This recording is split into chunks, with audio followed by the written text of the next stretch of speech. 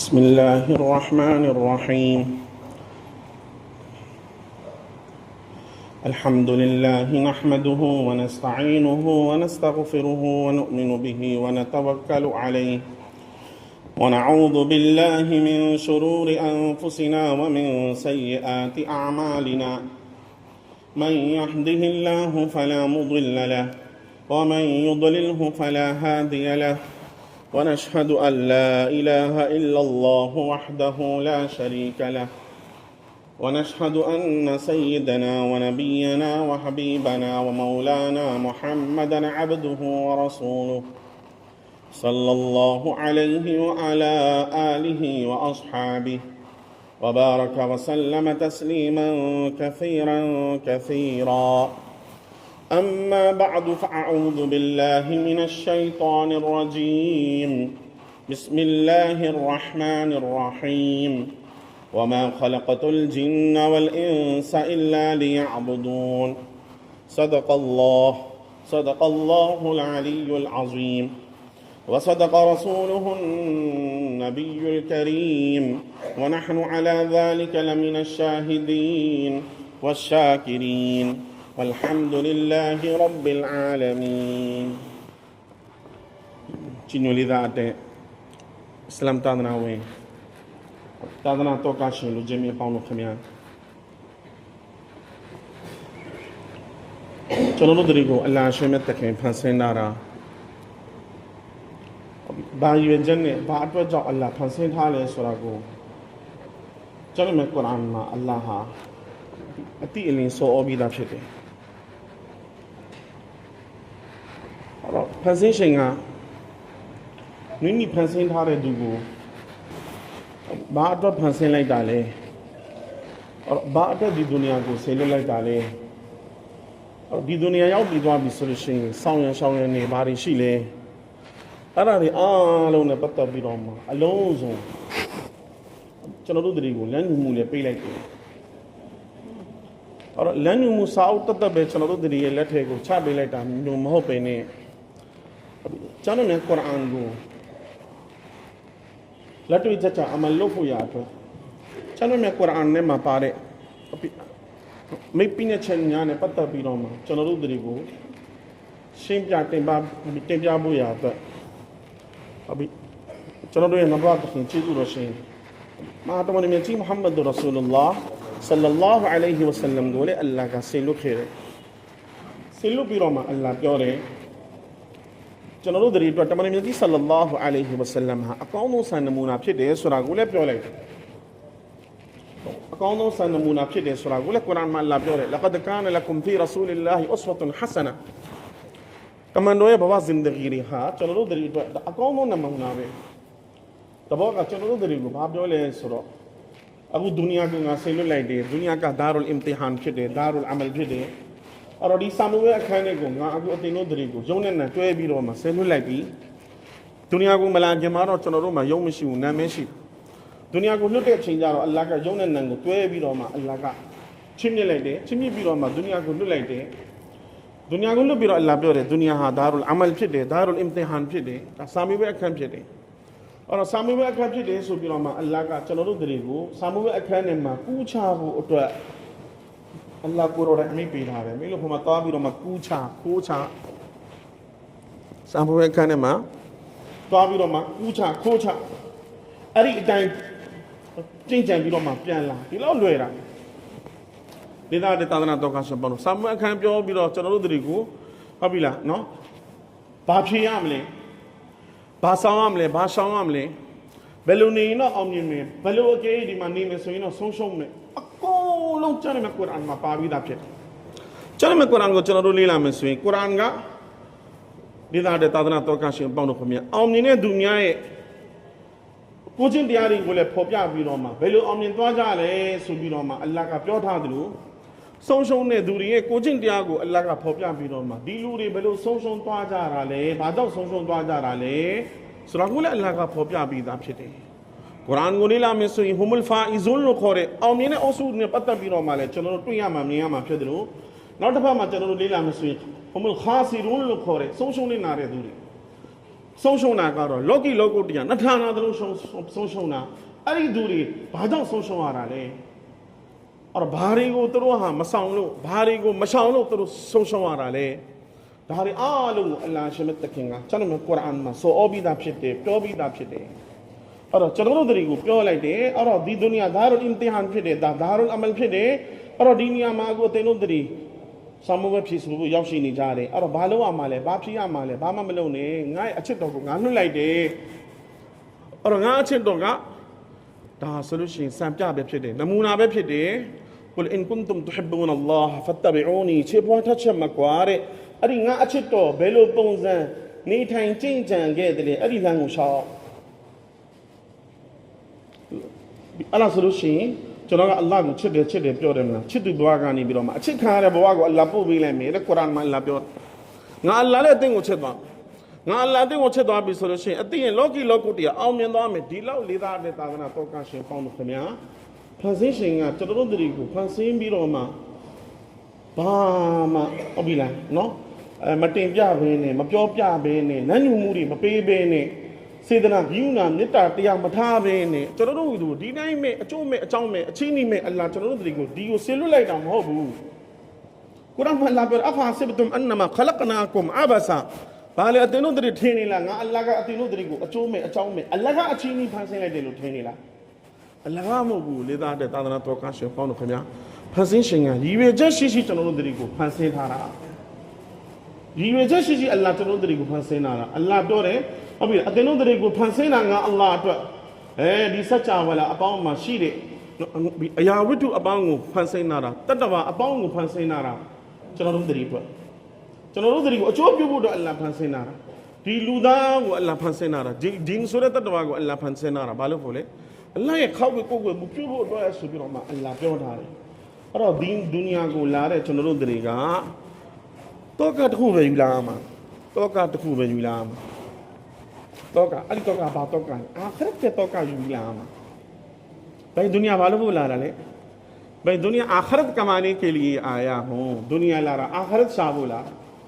दुनिया किस लिए आप आए हैं दुनिया हम इसलिए आए हैं कि अल्लाह को राजी करने के लिए आए हैं जन्नत कमाने आए हैं दुनिया ला रहा अल्लाह को चिना वालों को ला रहा दुनिया ला रहा आखिरत को शाबो ला रहा दुनिया ला रहा जन्नत को शाबो ला रहा भाई और दासी दुनिया में शायर बुला से शरीयत का लो ले मैंပြောशरीयत तो ने भाई दुनिया में मेन नीमे अभी ला नो ဒီဘဝတတမှာလိုအပ်ချက်တွေဆိုတာရှိတယ်အဲ့ဒီလိုအပ်ချက်တွေကိုလိုအပ်ချက်အတိုင်းသာရှာပြီးတော့မှဘာလို့ပြန်လာခဲ့လိုက်အဲ့ဒါကြီးကိုအရင်လောဘနဲ့မရှာနဲ့အဲ့ဒါကြီးကိုအရင်မခင်တွင်နဲ့အဲ့ဒါကြီးကိုအရင်မချစ်နဲ့အဲ့ဒါကိုအရင်မိခဲတွေသွားပြီအဲ့ဒါကြီးကိုအရင်ချစ်သွားပြီအဲ့ဒီလောဘတွေများသွားပြီဆိုရင်မင်းအာခရတ်မေ့သွားလိမ့်အာခရတ်မေ့သွားလိမ့်အလ္လာဟ်ကိုမေ့သွားလိမ့်လွတ်လိုက်တာအီဘာဒတ်လို့လွတ်လိုက်တာလေऔर हलाल शारा ले इबादत में हमें शरीयत का बात बोले सोरा भाई लुअट टाइम डाली में शाबा लुअट टाइम डाली में शाबा दी ने चनों का लुअट टाइम ना शारा मो गु भाई अप्याय से शारा चनों का अप्याय से शारा चनों का चौवा वो शारा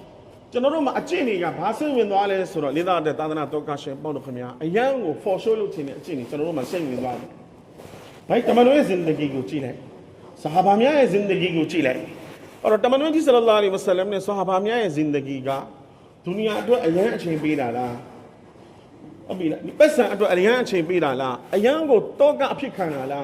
अयंग को सेंग में खाना ला दी पैसा तो देखिए ने चलो दी पैसा तो चांदा वो तो कांगों नहीं आबो कांगों में आबो कांगों साया वो तो अयंग को तो का मिया जा तो का ले आलों कोसी सी जा हदीस तो मतलब नबी सल्लल्लाहु अलैहि वसल्लम में मुरे मन जअल हुमूम हम्मन वाहिदा रे अतेने तो का रे आलों को तो का तकु बैठा रहा है तो का रे आलों को फे भी रो मा तो का तकु बैठा रहा है अई तो का बाले हम आखिरत ही आखिरत के तो का मिठा ले आखिरत के तो का ना आखिरत बलो ताया में भाई दुनिया में ना 67 नियम में पी ngap प्या मा अब बिला पी ngap प्या मा और nga chama bu दुनिया में chama bu ले ले ni दुनिया में तो ला बाबा शी bu ले lu reဟုတ်ပြီလားနော်ဝစားစင်မှုလည်းလိုတယ်နေဖို့ထိုင်မှုလည်းလိုတယ်ဒါလိုအပ်တယ်ဒါပေမဲ့အဲ့ဒီလိုအပ်ချက်ကိုခုနကျွန်တော်ပြောသလိုဒေသတဲ့သာသနာတော်ကရှင်ပေါင်းလို့ခင်ဗျာအဲ့ဒီဒုနီယာရဲ့တောကတွေပဲခင်ဗျာထည့်လိုက်တယ်အာခရတ်ရဲ့တောကပြောင်းနေတယ်ဆိုရင်အမှန်တကယ်ဟိုမှာမကုံဆုံးမယ်ပေါ့ဒီမှာကုံဆုံးသွားမှာ ခင်ဗျ460ဆိုရင်ကုံသွားမှာ460ဆိုရင်ဒီပေါ်ကကုံသွားမှာဘယ်သူမှဒီမှာထာဝရထာဝစီနေတဲ့သူမရှိဘူးဒုနီယာကိုရှာပြီးတော့မှအပြည့်အဝရသွားတယ်ဘယ်ဘယင်မှမရှိဒုနီယာဖန်ဆင်းတဲ့အချိန်ကနေပြီးတော့မှမနေ့ကကရမတ်နေ့အချိန်ထိဒုနီယာငါအပြည့်အဝအောင်နိုင်သွားပါတယ်ကွာငါလိုချင်တာတွေငါအားလုံး achieve လုပ်နိုင်ခဲ့တယ်ငါရနိုင်ခဲ့တယ်ငါဖြစ်အောင်ဖန်တီးနိုင်ခဲ့တယ်ဆိုတော့ဘယ်ဘယင်မှမရှိခဲ့ဘယ်တမနာမှမရှိခဲ့ဘယ်သူမှမရှိခဲ့ဘူးဒေသတဲ့သာသနာတော်ကရှင်ပေါ့လို့ခင်ဗျာဒီရေကဘာရင်နဲ့တူလဲဆိုရင်လေပင်လေရင်နဲ့တူတယ်တောက်လေငတ်မပြေပဲတောက်လေငတ်မပြေပဲခင်ဗျာရှာလေမတင်းတိမ်လေပဲလောဘတွေအကြိမ်ရှိနေမယ်ဆိုရင်အဲ့ဒါကိုပဲရှရီယတ်ကပြောတာဘိုက်ကနာထားရောင်ရင်တင်းတိမ်မှုထားလောဘတွေမထားနဲ့လောဘကမင်းကိုဒုက္ခပေးနေပြီဒုက္ခပေးမယ်ဆိုတာကဒုနီယာမှာလည်းအကြိမ်လောဘထားပြီးတော့မှရှာတဲ့ပုံမှန်မှရင်တိတ်ခါကြမှာဖြစ်တယ်လို့မနေ့ကအာခရတ်တဲ့ပျက်စီးသွားမှာမနေ့ကအာခရတ်တဲ့ပျက်စီးသွားမှာဒီကျွန်တော်တို့ရဲ့အဲ့ဒီဥစ္စာပေါ့နော်တောကထားတာတွေကလွဲမားနေတယ်အဲ့တော့အဲ့ကြောင့်မလို့လေဟာဇ်အလီယူဘန်အဘီတာလီဘ်ရဒီยัลလာဟူတာအာလာအန်ဟူတခင်ပြောတယ်ဘာပြောလဲဆိုတော့ihzir salasatu anwa'in min an-nas အတင်းတို့တည်းတဲ့လူတွေကနေပြီးတော့မှလူ၃မျိုးရှောင်းတယ်လူတွေကနေပြီးတော့မှလူ၃မျိုးရှောင်းတယ်ဟာဇ်အလီကရမလာဟူဝဂျဟူတခင်ကဇူအလီဆလာဘဒူလည်းပဲကျွန်တော်တို့ကြီးဆလလာလဟ်ဝဆလမ်မိတော်မူတယ်အနာမဒီနတ်လ်အလ်မ်ဝဘာဘူဟာအလီယူဘန်အဘီတာလီဘ်ငါကားတဲ့ပညာရဲ့မြို့တော်ဆိုလို့ရှိရင်အဲ့ဒီပညာရဲ့မြို့တော်ရဲ့တကပောက်ကအလီဖြစ်တယ်ဟာဇ်အလီရဒီยัลလာဟူတာအာလာအန်ဟူတခင်ဟုတ်ပြီလားခလဖာရာရှီဒင်တွေကနေပြီးတော့မှဒါနောက်ဆုံးခလီဖာဖြစ်တယ်အဲ့တော့ဟာဇ်အလီဘာပြောလဲဆိုတော့မင်းတို့ဒီလူတွေကနေပြီးတော့မှတဲ့၃မျိုးသောလူကိုရှောင်းတယ်၃မျိုးသောလူကိုရှောင်းခိုင်းအဲ့ဒီမှာပထမဆုံးတူကဘာလို့လဲဆိုတော့ဟုတ်ပြီဟွစနုလ်ဝဂျဟ်ကဘီဟ်လ်ကလဘမျက်နှာလေးကတော့အရန်လာတယ်မျက်နှာလေးကတော့အရင်ချစ်စရာကောင်းတယ်ဒါပေမဲ့နှလုံးသားကတော့တော်တော်ကိုအကြည့်တန်နေတဲ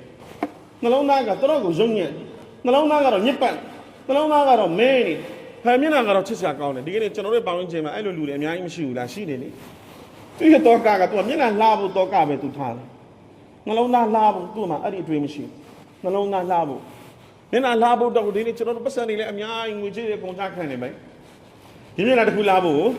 ့ငွေကြေးတွေလည်းအများကြီးအကုန်ချခံတယ်တောကတွေအများကြီးထားတယ်ဒီငွေကြေးတွေအတွက်ကိုဒီနေ့ခရီးတွေတွက်ပြီးတော့မှခွဲစိတ်မှုတွေလုပ်ချတချို့ထိုင်းသွားပြီးတော့မှတချို့ကိုရီးယားသွားပြီးတော့မှတချို့စားသဖြင့်ပေါ့နိုင်ငံကြီးနိုင်ငံငယ်တွေထွက်ပြီးတော့မှဒီမျက်နှာကိုလှဖို့ရအတွက်ခွဲစိတ်မှုတွေလုပ်ချတယ်လိမ့်လိုက်တဲ့ခင်ဗျာလိုရှင်ဟုတ်ပြီလားလိမ့်လိုက်တဲ့စီရမ်နေမျက်နှာတက်ပြီးဆိုလို့ရှိရင်ဒီမျက်နှာကိုဟုတ်ပြီလားအခုနမျက်နှာတက်စေးနဲ့ပုတ်နေတာအရင်ပြန်လန်မလားတော့အောင်မေးရမျက်နှာရဲ့လှပဖို့အတွက်တောကရှိတယ်နှလုံးသားလှပဖို့တောကမရှိဒီကနေ့အများကြီးကျွန်တော်တို့မဆလမန်အမျိုးသမီးတွေလေအများကြီးမဆလမန်အမျိုးသမီးတွေကိုယ့်ရဲ့အိမ်ပြီးလာနော်ဟာအိမ်မှာရှိတဲ့အမျိုးသမီးတွေကိုယ့်ရဲ့ဆွေမျိုးသားချင်းတွေမှာရှိတဲ့အမျိုးသမီးတွေအကယ်အဲ့လိုလုပ်နေတယ်ဆိုရင်ဒါတားရမယ်ဘာလို့လဲဆိုတော့မြေခုံးမွေးတွေနှုတ်ပြီးတော့မှမြေခုံးမွေးတွေတတူးထိုးတာမြေခုံးမွေးတတူးထိုးတာတမန်နဗီဆလ္လာလဟ်အလိုင်းဝါဆလမ်လာနတ်ဆိုပြီးတော့မှအဲ့ဒီမြေခုံးမွေးနှုတ်တဲ့သူမြေခုံးမွေးရိတ်တဲ့သူကိုတမန်တော်လာနတ်ဆိုပြီးတော့မှဘဒ်ဒွါပေးထားတယ်အဲ့ဒီသူမအပေါ်မှာလာနတ်ကြပါတမန်တော်ရဲ့ဘဒ်ဒွါခင်ဗျာဘယ်တော့ကြည့်ပဲခင်ဗျာလှအောင်ကဘာလှည့်ပြီးတော့မှအကောင်းသားတတူးခင်ဗျာထိုးထားလိုက်လေသာတဲ့သာသနာတော်ကရှင်ပေါင်းတို့ခင်ဗျာတမန်တော်ရဲ့ဘဒ်ဒွါချထားတယ်မျက်နှာဘယ်လိုလှမှာလဲဘယ်လိုလှမှာဒီကနေ့ကျွန်တော်တို့မျိုးသမီးတွေမှာဒီကနေ့ဒီသွားမှာလေလေသာတဲ့သာသနာတော်ကရှင်ပေါင်းတို့ခင်ဗျာကြောက်တွေကပ်ပြီးတော့မှလူတကာရှိမှစီပြန်ဘိုင်အလ္လာဟ်ကဒီအလှပတရားပေးထားတယ်အလှပတရားရှုကုရ်ဘာလဲသိလားအိမ်မှာရှိတဲ့အမေနှမတွေကိုပြောပြရမယ်ကျွန်တော်တို့ဘိုင်နေတော့အလ္လာဟ်ကနည်းနည်းလေးအသားဖြစ်အောင်လုပ်ပေးထားတယ်အသားမျက်နှာလေးနည်းနည်းလေးဝီရှိတ်လုပ်ပေးထားတယ်မျက်နှာဝိုင်းမျက်နှာဝီရှိတ်ဆိုရင်သူကနည်းနည်းလှနှာခေါင်းလေးနည်းနည်းလှအောင်လုပ်ပေးထားတယ်မျက်လုံးလေးနည်းနည်းလှအောင်လုပ်ပေးထားတယ်အဲ့ဒီလှတာကိုအချောင်းခံပြီးတော့မှလိုင်းပေါ်တက်ပြီးတော့မှဟုတ်ပြီလားကိုယ့်ရဲ့အာခရတ်ကိုဖြည့်ဆည်းဖို့မဟုတ်ဘူးအရှိကလူတွေကိုဟုတ်ပြီလားသူတို့ရဲ့နော်ဇာကတွေကိုနှိုးဆွပေးဖို့မဟုတ်ဘူးအလ္လာဟ်ပေးထားတယ်ဒီအလှပမျက်နှာတရားအဲ့ဒီအလှပရဲ့ရှုကုရ်ကပါလေရှရီယတ်ကဘာပြောလဲဆိုတော့အလ္လာဟ်အ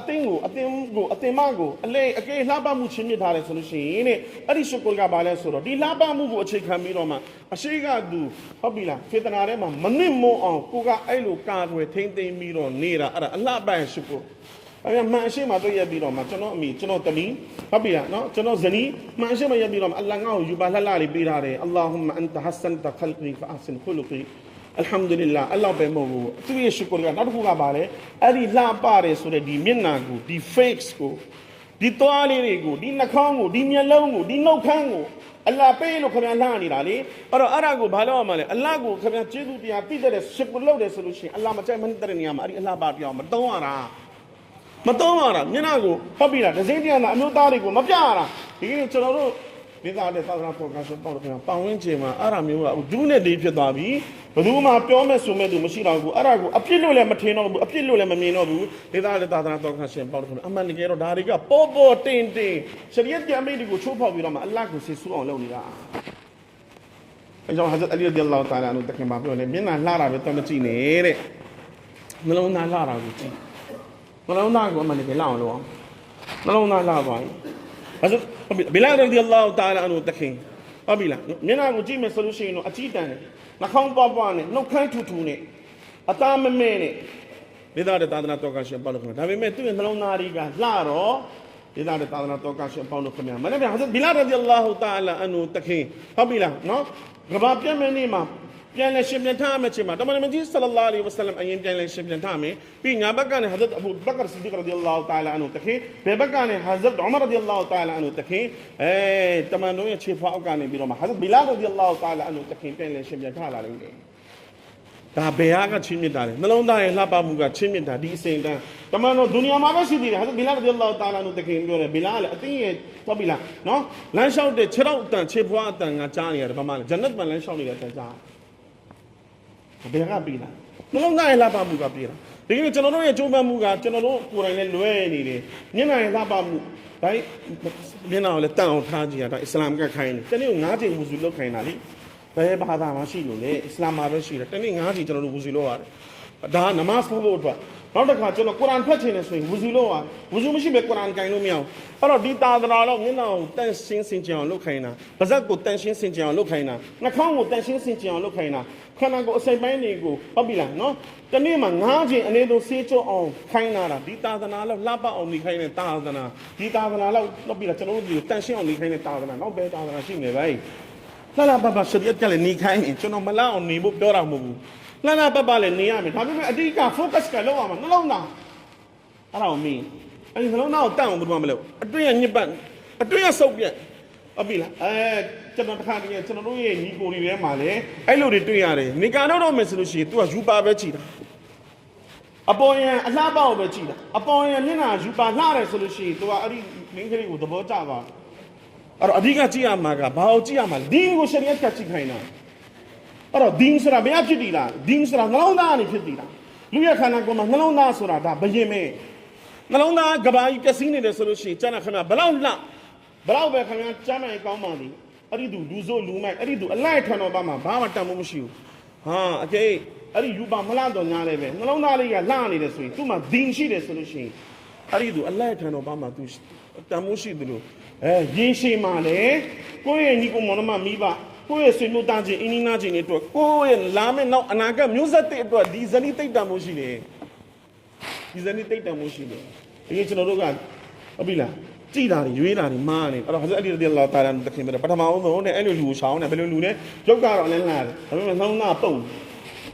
နှလုံးသားမဲမောင်နေတယ်နှလုံးသားကအကြည့်တန်နေတယ်အဲ့ဒီလိုလူတွေကိုရှောင်းတယ်နောက်တစ်ခုဘာပြောလဲဆိုတော့ဟာဇတ်အလီရဒီအလ္လာဟ်တာအာလာတို့တခင်ကဘယ်လိုလူကိုရှောင်းရမလဲဆိုလို့ရှိရင်ဒုတိယလူတွေထဲမှာဒုတိယရှောင်းရမယ်လူအဲ့ဒီသူကအ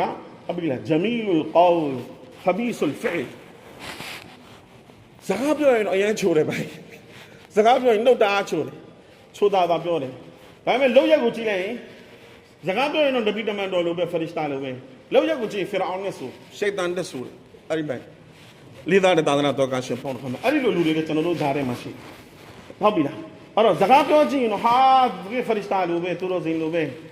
ဟုတ်ပြီလားအရင်ချိုးတာဒါပေမဲ့ပတ်သက်ကြည့်တော့စီးပွားရေးလုပ်ကြည့်တော့သိသွားတယ်ဖြီးထွက်ကြည့်တော့သိသွားတယ်အပေးရေးလုပ်ကြည့်သိသွားတယ်ဒီသားတဲ့သာသနာတော်ကရှင်လူတယောက်ကောင်းလားမကောင်းလားဆိုတာလေပတ်စံပေးကြည့်လိုက်လက်ထဲမှာပတ်စံပေးရင်သိရတယ်အပေးအများကြီးပတ်စံပေးဆိုတော့ပါပြီးတော့တိတ်တရားတိတ်ဖောင်တော့ပေးကြည့်လိုက်နေအဲ့ဒီလူဘယ်တော့ကောင်းလဲမကောင်းလဲဆိုတာကိုဒီသားတဲ့သာသနာတော်ကရှင်ပေါ့တော့တွဲပြီးတော့မှအလုပ်တွေတစ်ခုလုပ်ကြည့်လိုက်သူရဲ့ကိုချင်းတရားပေါ်လာဒီဗလီထဲမှာထိုင်နေတာကိုကြည့်ပြီးတော့မှလူကောင်းပြောလို့မရအောင်မုတ်စိတ်ထားတာကိုရတာဝိထားတာဂျွန်ပါဝိထားတာကိုကြည့်ပြီးလူကောင်းပြောလို့မရအောင် Hazrat Maulana Mufti Rashid Ahmad Rudiyani Sahib rahmatullah alayhi ပြောတယ်ဗျာဟုတ်ပြီလားဗလီထဲမှာထိုင်နေတဲ့သူတွေကုရ်အာန်ဖတ်နေတဲ့သူတွေဟဂျ်ဥမရာသွားနေတဲ့သူတွေအဲ့ဒါတွေကိုကြည့်ပြီးတော့မှသွားလူကောင်းမထင်နဲ့တဲ့အဲ့ဒီအီဘာဒတ်တွေကိုကြည့်ပြီးတော့မှလူကောင်းမထင်နဲ့အီဘာဒတ်တွေကိုကြည့်ပြီးတော့လူကောင်းထင်မှားပါမယ်တဲ့ဘယ်မှာကြည့်ရမလဲဆိုတော့မူအာမလာတ်မှာကြည့်အပေးယူလုပ်ကြည့်အပေးယူလုပ်ကြည့်ကာရိုက်တာပေါ်လာပတ်စံပေးပြီးတော့မှခင်ဗျားသူ့ကိုဟုတ်ပြီလားနော်ပေါင်းပြီးတော့မှအလုပ်လုပ်ကြည့်ချေးကြည့်ငှားကြည့်အတူတူခင်ဗျားခရီးသွားကြည့်တဲ့သူ့ရဲ့ကိုချင်းတရားပေါ်လာဒီသားတဲ့သာသနာတော်ကရှင်ပါတယ်ဒီလိုကျွန်တော်တို့မဆိုင်မန်နေထဲမှာလည်းအဲ့ဒီလိုအများကြီးတွေ့ရတယ်ပြောရင်တော့ခင်ဗျားပြောတာတော့ तू ကအခုမှဘာလဲဆိုတော့လူပြောနေတဲ့အရှိမှပဲပြောတာမဟုတ်အခုလိုင်းမတက်တက်ပြီးပြောတာလိုင်းမမှာသူ့ရဲ့အကောင့်နဲ့ဝင်ကြည့်လိုက်သူ့လောက်ဖရစ်တာတော့မရှိတော့သူ့လောက်မိမကိုကျင်းနာတာတနာတာတော့မရှိတော့သူ့လောက်သားသမီးပေါ်မှာတိတက်တာတော့မရှိတော့သူ့လောက်မိမပေါ်မှာတိတက်တာတော့မရှိတော့ဒီသားတဲ့သာသနာတော်ကရှင်ပေါ့လို့ခင်ဗျာဒါပေမဲ့လက်တွေ့ပေါ်မှာတက်ကြည့်လိုက်တကယ်လူစိုးလူမဲ့အဲ့ဒီကြောင့်မလို့ဒီကနေ့ကကျွန်တော်တို့တည်းနှစ်ခုသူ့ရဲ့ page ကိုတက်ကြည့်ပြီးတော့လည်းသူ့မဆုံးပြန်နဲ့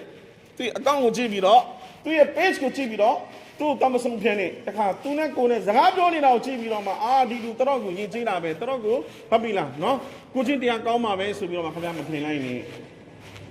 အများကြီးအဲ့လိုရှိတယ်တဲ့သူကပြောရင်လားလှတာပြောရင်လားအပြောချိုးတာဒါပေမဲ့လုံရက်တွေကရှိုက်တန်းရဲ့လုံရက်တွေဖီရောင်းရဲ့လုံရက်တွေသူတို့လို့အဲ့ဒါဒုတိယတစ်မျိုးတတိယတစ်မျိုး Hazrat Ali radiyallahu ta'ala anhu ခင်ဗျာပြောလဲဆိုတော့ဘာကြီးလဲအဲ့ဒီလိုလူတွေကိုလည်းရှောင်းတဲ့အဲ့ဒီလိုလူတွေကဘယ်လိုလဲဆိုတော့ဒီသားတဲ့သာသနာတော်ခရှင်ပေါ့လို့ခင်ဗျာ Salimul Jasad wa Maridun Nafs သူရဲ့ခန္ဓာကိုယ်ကတော့တဲ့ကျမ်းမာရေးကောင်းနေတယ်ခန္ဓာကိုယ်ကတော့ကျမ်းမာရေးကောင်းနေတယ်ဒီနေ့ကျွန်တော်တို့ focus ကလည်းခန္ဓာကိုယ်ပဲလုပ်တာလေ fitness gym သွားတယ်လမ်းကြီးလျှောက်တယ်ဒီခန္ဓာကိုယ်ကိုပဲအာရုံစိုက်ခန္ဓာကိုယ်ကိုအာရုံမစိုက်နဲ့ပြောတာမဟုတ်ဘူးခန္ဓာကိုယ်ကိုအာရုံစိုက်ရမယ်ဗျာဒါအလ္လာဟ်ရှိမတခင်ပေးထားတဲ့ခန္ဓာကိုယ်ဒီခန္ဓာကိုယ်ကိုဟုတ်ပြီလားချစ်လက်အောင်ကျမ်းမာအောင်လှမ်းပေါအောင်ထားဖို့အတွက်ရှရီယတ်ကလည်းတစ်ဖက်မှာအမိန့်ပေးတယ်ဒါပေမဲ့ကျွန်တော်တို့ရဲ့တောကကျွန်တော်ခုနစကားအစအောင်ပြန်သွားလိမ့်မယ်မန်ဂျာလ်ဟူမူမဟမ်မန်ဝါဟီဒါကျွန်တော်တို့ရဲ့တောကတွေအများကြီးပဲတဲ့အဲ့ဒီတောကတွေအများကြီးကိုရှရီယတ်ကဘာပဲလဲဆိုတော့တောကတစ်ခုပဲထားလိုက်ပါတဲ့တောကတစ်ခုနဲ့ခမည်းပြောင်းလိုက်တဲ့ရှရီယတ်ကပြောတယ်ပြီးနောက်ကျတဲ့တောကတွေဆရာလာဆိုဘာဖြစ်မလဲတမန်မကြီးဆလ္လာလာဟ်အလိုင်ဝါဆလမ်ပြောသွားတယ်ကျွန်တော်ပြောမယ်ခဏလေးအဲ့တော့အခုနကျွန်တော်ပြောသလိုသူ့ရဲ့တောကကအခုနမျက်နှာလှဖို့တော့တောကဒီသားတဲ့သာသနာတောကရှင်ပေါ့လို့အပြောင်းတွေကောင်းပြီးတော့မှလူကိုဒုက္ခပေးဖို့အတွက်သူ့ရဲ့တောကပြီးခန္ဓာကိုယ်ကိုတော့သူကချမ်းသာအောင်လှပချစ်လက်အောင်ဒီသားတဲ့သာသနာတောကရှင်ပေါ့လို့ဆိုတော့ဒီနေ့ကျွန်တော်တို့တောကထားကြတယ်ဒီခန္ဓာကိုယ်အတွက်ကိုအများကြီးကျွန်တော်တို့ပြီးလားနော်အပင်ပန်းခံတယ်ကျမ်းမာရေးညညွတ်တာတွေစားတယ်ကျမ်းမာရေးနဲ့မညညွတ်တာတွေကိုကျွန်တော်တို့ရှောင်တယ်ဒေသတဲ့သာသနာတော်ကရှင်ပေါင်းလို့ခင်ဗျာဂျင်သွားတယ်လမ်းလျှောက်တယ်ဒါတွေကောင်းတယ်မာရှာအလ္လာဒါတွေကိုမလုပ်အောင်ပုံဒါလုပ်ရမယ်ဒါပေမဲ့ခင်ဗျာအဓိကကြတာပါလေဟာဇာအလီရဒီအလ္လာဟူတာအာလာတို့တခင်ပြောတယ်ခန္ဓာကိုယ်ကတော့ကျမ်းမာနေတယ်တဲ့ဒါပေမဲ့မရီဒွန်နဖ်စ်သူရဲ့စိတ်ကမကျမ်းမာဘူးစိတ်မကျမ်းမာဘူးနဖ်စ်အမာရာအခုဒီနဖ်စ်အမာရာပဲဒါကျွန်တော်တို့အလ္လာဟ်ရှမတ်တခင်ကကျွန်တော်တို့ထဲမှာနဖ်စ်ထည့်ပေးတာလေစိတ်ဆိုတာထည့်ပေးတာအဲ့ဒီစိတ်ကိုစိတ်ရိုင်းကိုကျွန်တော်တို့ကဘာလုပ်ရမှာတဖြည်းဖြည်းပြောင်းယူလာမှာနောက်ပြီးဒီနဖ်စ်ကအမာရာနေပြီးတော့မှလောက်ဝါမှာလောက်ဝါမှာနေပြီးတော့မုတမအင်နာပြီးနဖ်စ်ရာဒီယာပြီးနဖ်စ်မရဒီယာအဲ့လိုကျွန်တော်တို့ကပြုတ်ပြင်ပြီးတော့မှအဲ့ဒီနဖ်စ်ကိုကျွန်တော်တို့ကဘာလုပ်ရမှာလဲပြောင်းလဲရမှာနဖ်စ်ကိုပြောင်းလဲဖို့နဖ်စ်ကျမ်းမာရေးကောင်းမှုတိတ်ကိုအရေးကြီးတယ်ဒီကနေ့ခန္ဓာကိုယ်ရဲ့ကျမ်းမာရေးအတွက်ကိုတော့ကျွန်တော်တို့အလွန်ဂရုစိုက်တယ်အလွန်ကျွန်တော်တို့ပတ်စံတွေတုံးကြတယ်ဒေသတဲ့သာသနာတော်ကရှင်ပေါင်းလို့ခင်ဗျာဒါပေမဲ့ဒီနာမိုင်းဆိုင်ရာကျမ်းမာရေးအတွက်ကြတော့ဘူးမဆိုင်ဘူးနာမိုင်းဆိုင်ရာကျမ်းမာရေးအတွက်ကြတော့ဘူးမဆိုင်ဘူးအဲ့တော့ဒီရုပ်ကကျမ်းမာရေးချိုးတိုက်ဆရာဘာဖြစ်လဲရုပ်ကကျမ်းမာရေးချိုးတိုက်လို့တော့ခင်ဗျာအနိုင်ဆုံးဗျာအဲ့ရတဲ့ဘုံဘုံလဲပြီးတော့မှအလတ်ထပြန်သွားမှာပေါ့ဒီကားလွယ်လည်းတော့ဘာဖြစ်မလဲခဏသွေးတိုးတွေဖြစ်ပြီးတော့စီးကြိုတွေဖြစ်ပြီးတော့ကင်ဆာယောဂဖြစ်ပြီးတော့အလ္လာဟ်အားလုံးကိုထိမ့်သိမ့်တော်မူပါသည်အဲ့တော့ဒီယောဂဖြစ်ပြီးတော့မှခင်ဗျာကျမ်းမာရေးဂိူးမဆိုင်ခဲ့ဘူးဒီခန္ဓာကိုယ်ကိုဂိူးမဆိုင်ခဲ့ဘူးဆိုရင်နောက်ဆုံးရလက်ကပါလေခင်ဗျာအဲ့ရတဲ့ဘုံဘုံလဲသွားမယ်ပြီးသွားပြီဆိုခင်ဗျာအလ္လာဟ်ထပြန်သွားမယ်အဲ့ဒီအချိန်လေးမှာခင်ဗျာရှုကုရ်လုပ်ခဲ့တယ်ဆိုရင်ဆဘရ်လုပ်ခဲ့တယ်ဆိုရင်ခင်ဗျာအစိမ့်တန်းဟိုမှာပုံမြင့်မှုလို့ရှိသူတောချင်တာဒီတဲ့ဆိုးတာတော့ပါရှိနေလေဗျာဒီခန္ဓာကိုယ်ကိုဂိူးမဆိုင်ခဲ့လို့ဒါပေမဲ့ခင်ဗျာကနာမိုင်းဆိုင်ရာကိုအကယ်အဲ့ဒီယောဂတွေကိုဂိူးမဆိုင်ခဲ့ဘူးဆိုရင်အဲ့ဒီယောဂတွေကိုခင်ဗျစိတ်ကူးတာမှုမခံယူခဲ့ဘူးဆိုရင်အဲ့ဒီယောဂတွေနဲ့ပတ်သက်ပြီးတော့ခင်ဗျတန်ရှင်းအကယ်တော့ကမထားခဲ့ဘူးဆိုရင်ဒီသားတဲ့သာသနာတော်ကရှင်ပေါင်းလို့ခင်ဗျအဲ့ဒီရဲ့စိုးကြိုးကတော်ကိုကြည့်တယ်လောကီပဲမဟုတ်ဘူးလောကုတ္တရာပါပါသွားတာဥပမာခင်ဗျမှာရှိနေတဲ့လောဘရဲ့ယောဂခင်ဗျမှာရှိနေတဲ့မာနရဲ့ယောဂခင်ဗျမှာရှိနေတဲ့ဒေါသရဲ့ယောဂခင်ဗျမှာရှိနေတဲ့ပြာသားခြင်းရဲ့ယောဂခ ခင်ဗျားမှာရှိနေတဲ့ကြောက်ပြီလားနော်မနာလိုမုန်းတီးတဲ့ယောဂခင်ဗျားမှာရှိနေတဲ့ဒေသတဲ့တာတာတောကရှင်ပေါင်းလို့ခင်ဗျာဟုတ်ပြီလားနော်အညို့တိတ်ထားတဲ့ယောဂအဲ့ဒီယောဂတွေကိုခင်ဗျားကျွန်တော်အဲ့ဒါတွေအတွက်ကိုလည်းတောကထားပါအဲ့ဒါတွေကိုလည်းဥစားမှုခင်ဗျားခံယူရမယ်အဲ့တော့ဆရာဒီယောဂတွေဖြစ်ဘာဖြစ်မလဲဒီယောဂတွေဖြစ်ဘာဖြစ်မလဲဆိုတော့ခင်ဗျားတယောက်ပဲအဲ့ဒီဆိုးကျိုးဒုနီယာမှာခံရမှာမဟုတ်ဘူးအဲ့ဒီလောဘရဲ့ဆိုးကျိုးကအခုနစီးကျိုးရဲ့ဆိုးကျိုးကကိုယ်ပဲခံရတာကိုယ်ပဲစီးကျိုးတွေတက်ပြီးတော့အဲ့ရတယ်လဲသွားတာလောဘခင်ဗျားမှာရှိနေတယ်ဆိုရင်အဲ့ဒီဆိုးကျိုးကခင်ဗျားပဲခံရတာမဟုတ်ဘူးခင်ဗျားရဲ့အင်းသူအင်းသားတွေပါခင်ဗျားရဲ့ဆွေမျိုးတွေပါခင်ဗျားရဲ့အင်းနီးနားချင်းတွေပါခင်ဗျားရဲ့လောဘော်ကင်ဘတ်တွေမိတ်ဆွေတွေပါခံရတယ်ဘာဖြစ်လို့လဲဆိုတော့ခင်ဗျားမှာလောဘတွေရှိတော့ခင်ဗျားသူ့ဝိတရားကိုယ့်ဝိတရားခင်ဗျားမသိဘူးခင်ဗျားမှာအမာနဲ့မရှိတော့ဘူးခင်ဗျားခရမ်းနဲ့လုပ်တဲ့သူဖြစ်လာတယ်ခင်ဗျားမှာလောဘကြီးလာတော့ခင်ဗျားဖုတ်တော်နီလုပ်တဲ့သူဖြစ်လာတယ်ခင်ဗျားမှာလောဘကြီးလာတော့ခင်ဗျားကကြီးနိုင်ငင်းငင်းအလုပ်တွေလုပ်လာတယ်ခင်ဗျားမှာလောဘကြီးလာတော့ခင်ဗျားမှာမျှဝေခံစားတတ်တယ်မရှိစိတ်မရှိဘူးအဲ့တော့ခင်ဗျားမှာရှိတဲ့ဒီယောဂတစ်ခုကကိုယ့်ကိုပဲနင့်နာဆုံးရှုံးစေတာမဟုတ်ပဲနဲ့ပါဝင်ခြင်းကိုပါထိခိုက်အောင်နင့်နာအောင်ဒုက္ခရအောင်လုပ်လာတယ်ခင်ဗျားလောဘကြီးတော့ခင်ဗျားဘာလုပ်လာလဲဆိုတော့အခုနဘာလို့လဲဆေးပြားတွေရောင်းမယ်လုပ်လာတယ်အမြန်ကြီးပွားခြင်းတာအမြန်ချမ်းသာခြင်းတာအဲ့တော့ဒီမျိုးလူတွေရေရှည်ရက်တည်နိုင်မလားအဲ့တော့အချိန်တစ်ခုကြာတော့အလ္လာဟ်ကဖမ်းပြီးတော့အရေးယူလိုက်တယ်ခင်ဗျားကိုအထဲရောက်သွားပြီဒုက္ခဘယ်လိုရောက်လဲနောက်ဆက်တွဲအိမ်မှာရှိတယ်ဒီသားစုတွေဒုက္ခရောက်တယ်လေခင်ဗျားအကေသူရောက်အကေပတ်ဆက်ချီးပြီးတော့မှပြန်မပေးဘူးဆိုရင်အချိန်ကလူဒုက္ခရောက်သွားတယ်အဲ့တော့ဒီယောဂါတွေကကိုယ့်ကိုပဲဒုက္ခပေးတာမဟုတ်ပဲနဲ့ဒါတွေအားအလုံးကပေါင်းခြင်းဟောပါဒုက္ခပေးတယ်ယောဂါတွေဖြစ်တယ်ပြီးတော့ဒုနီယာမှာဆရာတော်ပြီးသွားပြီတော့ဒုနီယာမှာတည်သွားရင်ပြီးသွားပြီမပြီးဘူးရုပ်ပိုင်းဆိုင်ယောဂါတည်သွားရင်ပြီးသွားပြီနာမ်ပိုင်းဆိုင်ယောဂါတည်သွားရင်ပြီးသွားလားဆိုတော့မပြီးဘူးအာခရတ်အတိဆက်ပါသွားတာကဘာရီရဲ့လောကလာပြီပြီးအာလမီမာရှလာမယ်ပြီးအာခရတ်လာမယ်ခင်ဗျာအဲ့ဒီခင်ဗျာမှာရှိနေတဲ့ယောဂါကိုဘယ်ယောဂါလဲလောဘရဲ့ယောဂါပြာနာခြင်းရဲ့ယောဂါမာနရဲ့ယောဂါဒေါသရဲ့ယောဂါအဲ့ဒီယောဂါတွေကိုခင်ဗျာအပြေစိတ်ကူတမှုမခံဘူးဆိုလို့ရှိရင်အဲ့ဒီရဲ့ဆိုးကျိုးကနောက်ဆက်တွဲပါသွားတာအဲ့ဒီရဲ့ဆိုးကျိုးကခင်ဗျာဒင်းပြက်ပြီလေဒင်းပြက်ပြီဆိုရင်ခင်ဗျာရဲ့ကိုจิตတရားပြက်ပြီကိုจิตတရားပြက်ပြီဆိုရင်ခင်ဗျာရဲ့အာခရတ်ပျက်စီးသွားတာပဲအလ္လာဟ်ရှိတော်မှာဘယ်လိုမျက်နှာပြမလဲအဲ့ဒီကြောင့်မလို့နေသားတဲ့တန်တာတော့ကရှင်ပေါ့လို့ခင်ဗျာကျွန်တော်တို့ focus လုပ်ရမယ်ဘာကိုလဲအလ္လာဟ်ကလွတ်လိုက်တာဒုနီယာကိုခင်ဗျာ achieve လုပ်ဖို့တော့အလ္လာဟ်လွတ်လိုက်တာမဟုတ်ဘူးအာခရတ်ရှာဖို့လွတ်လိုက်တာအလ္လာဟ်ရဲ့ကျင့်တော်မူကိုရှာဖို့အလ္လာဟ်လွတ်လိုက်တာအလ္လာဟ်လွတ်လိုက်တာကဘာလဲဗျဂျန်နတ်ကိုရှာဖို့လွတ်လိုက်တာဒီဒုနီယာလောကကြီးကိုကျွန်တော်တို့ရောက်လာတယ်ဒါလိုအပ်ချက်ဖြစ်တယ်လိုအပ်ချက်အတိုင်းဒါတော့ကျွန်တော်တို့ရှာဒိုင်းသူများရှိမှချင်းကားရတဲ့ဘဝမရောက်စေနဲ့သူများရှိမှလက်ဖြတ်ပြီးတောင်းရတဲ့ဘဝမရောက်စေနဲ့ဟုတ်ပြီလားကိုယ်တာသမီးနဲ့ပတ်သက်တဲ့တောင်းဝင်တွေကိုကိုတိုင်းဟုတ်ပြီလားယူနိုင်နဲ့ဆွမ်းရင်ကျွန်တော်တို့မှရှိရမယ်အစ္စလာမ်ကတောင်းစားတာကိုလက်မခံဘူးအစ္စလာမ်ကလေးသားတဲ့သာသနာတော်ကရှင်ပေါင်းလို့ခင်ဗျာမလိုအပ်ပဲနဲ့ချင်းကားတာကိုလက်မခံဘူးဒီနေ့ကျွန်တော်တို့လောဘတွေကြီးပြီးတော့မှအကျွေးတွေတထေးတွေအားလုံးကိုစီကိုငါအကျွေးတွေကတောင်းမုံရပုံရှိတယ်ဟာဘိုက်အိမ်မှာဝိဇ္ဇာမရှိလို့လားဆိုတော့မဟုတ်ဘူးစားပြန်မရှိလို့လားဆိုတော့မဟုတ်ဘူးသူ့ရဲ့အကျွေးကသူဘာလို့ဖို့လဲဆိုတော့စီးပွားရေး branch တွေကိုသူဖြန့်နေတာအလုပ်တွေကိုတိုးပြီးတော့သူလုပ်နေတယ်မသိတော့မယ်အတိုင်းပဲမသိမပြန်ရတော့မယ်အတိုင်းပဲမသိရင် तू မှမရှာသွားဘူးဆိုရင် तू တာငတ်ပြီးတည်သွားတော့မယ်အတိုင်းပဲကျွန်တော်ဘာလို့ပြောတာမဟုတ်ကျွန်တော်ပြောတယ်ဘိုက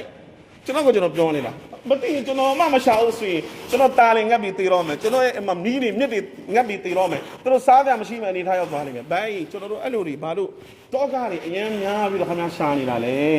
တခုပြောမယ်ကြိုက်တဲ့လောက်ရှာပြီးတော့ကြိုက်တဲ့လောက်ထားပြီးသွားလိုက်ကြိုက်တဲ့လောက်ရှာပြီးတော့ကြိုက်တဲ့လောက်ထားပြီးသွားလိုက်ဘာပြောမလဲတိလားသားသမီးတွေအပကကွာရှာသွားတာနဲလိုက်တာဒါပဲပြောမှာအပငါတို့ကိုလုံးလောက်ဘဝမှာဟုတ်ပြီလားဖူးလုံးအပရှာပေးသွားတယ်လို့ဘယ်အမွေစားအမွေကမ်းမှာပြောတဲ့စကားဒီနေ့အချိန်ဒီတခါမှဘယ်ဆရာကြီးမှဘယ်သူမှမချဘူးဘယ်လောက်ပဲခင်ဗျာထားပြီးတော့မယ်သွားသူပြောတာကအပကနဲလိုက်တာကွာအပကသားသမီးအများကြီးမွေးရတယ်ငါတယောက်တည်းမရလိုက်ဘူးအကုန်လုံးခွဲနေရတယ်တိုက်တာပဲခွဲနေရတယ်အဲ့တော့အမှန်တကယ်ခင်ဗျာကျွန်တော်ဘာလို့ဒီလောက်တော့ကထားမှာလဲရိုစီရတောင်းနေမယူထားတာလေအလ္လာဟ်ယူထားတာဝမာမင်ဒါဘတ်တင်ဖီလ်အာရဒ်အီလာအလ္လာဟ်ရစ်ကူဟာအလ္လာဟ်ပြောပြီးသားတော့ဒီမြေပထဝီပေါ်မှာရှိတဲ့တတ္တဝါအပေါင်းရဲ့ရိုစီရတောင်းနေငါအလ္လာဟ်ယူထားတာဗျိုင်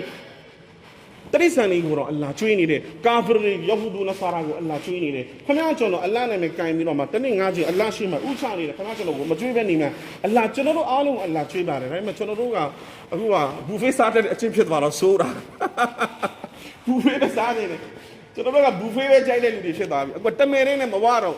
ဟုတ်ပြီလားဒါလ်ဘာကြီးနဲ့ရာစီမဖြစ်တော့ကျွန်တော်တို့ကအခုကလုံးဝကောင်းပေးဆိုတဲ့အရာတွေကိုကြိုက်တဲ့အကျင့်တွေကျွန်တော်တို့ထဲလိုက်တာကိုအဲ့ကြောင့်မလို့ကျွန်တော်ပြန်ပြောမယ်စကားကိုမန်ဂျာအလ်ဟူမူမဟမ်မဝါဟီဒါတောကရီရမ်းများနဲ့တောကတစ်ခုပဲထားတဲ့ တမန်တော်ကြီးဆလလာလဟ်အလိုင်းဝါဆလမ်ကပြောတယ်အဲ့ဒါကဘာလဲဟမ်မာအာခရတ်တီအာခရတ်ကတောကထားပါတဲ့ဗျာဒုနီယာဆိုတာတည်တဲ့အရာမဟုတ်ဘူးဒုနီယာဘယ်သူမှအပြည့်အဝရသွားတယ်ဆိုတာလည်းမရှိဘူးရသွားတဲ့သူတွေအားလုံးလည်းထားပြီးတော့မှသွားတာဘာမှပါသွားတာမရှိဘူးတဲ့အဲ့တော့အဲ့ဒီအာခရတ်ကတောကပဲထားဒုနီယာရဲ့တောကတွေအရင်မထားပါနဲ့တဲ့ပြီးတော့ဘာပြောလဲဆိုတော့ကဖာဟူလာဟူဟမ်မာဒုနီယာဟူအကျဉ်းအတင်ကားတဲ့ဒီနေပရိပေါ်မှာအာခရတ်ကတောကတခုထားပြီးတော့မှဘဝကိုဖြတ်တန်းမယ်ဆိုရင်တဲ့တမန်တော်ကြီးဆလလာလဟ်အလိုင်းဝါဆလမ်ရဲ့စကားပေါ်မှာအပြည့်အဝအီမန်ရှိတယ်မလားဗျအဲ့တော့ဘာပြောလဲဆိုတော့တမန်တော်ကကဖာဟူလာအတင်းအာခရတ်ကဒုနီယာရဲ့တောကတော့အလ္လာဟ်လုံးလောက်တယ်တဲ့မင်းရဲ့ဒုနီယာရဲ့လူအချက်တွေအတွက်ဒုနီယာရဲ့တောကတွေအားလုံးတော့အလ္လာဟ်လုံးလောက်တယ်တဲ့အဲ့တော့အလ္လာဟ်ရှင်မဲ့ခင်ကျွန်တော်တို့တွေရဲ့ဒုနီယာရဲ့လူအချက်တွေအားလုံးကိုအလ္လာဟ်ဖြစ်စီပြီးမှဖြစ်တယ်ဆိုတာကိုသင်ပြရနေဒီကုန်းချုပ်ပါတယ်ဝါခရူဒါဘာနာအလ်ဟမ်ဒူလ illah